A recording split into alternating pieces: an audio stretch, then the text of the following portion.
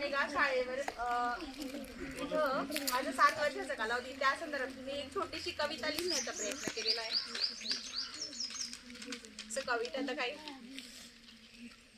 गवळाणेगा शाळा, गवळाणेगा शाळा आमचा अभिमान. ही फक्त शाळा नव्हती, ती आमच्या स्वप्नांचा एक दुर्ग होती.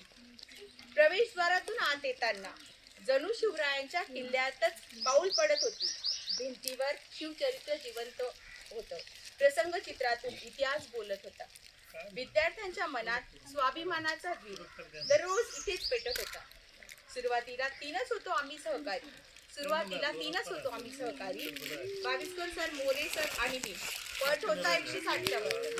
पण मन आणि आमचं मत मात्र एकच होतं. शाळेचा उत्कर्ष हेच आमचं मत होतं.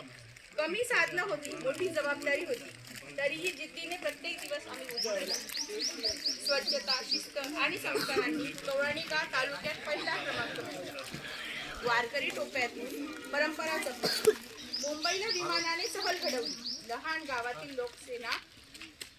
गावातील लेकरांना आम्ही घडवली.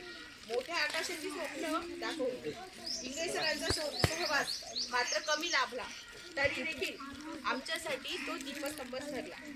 त्यांच्या मार्गदर्शनाच्या प्रकाशात आमचा प्रवास अधिक तेजस्वी झाला. पालक वर्ग, माता भगिनींचे प्रेम आणि माझ्या विद्यार्थ्यांची रोजची आतुरता याच गोष्टी आमच्या मेहनतीची पूर्तता.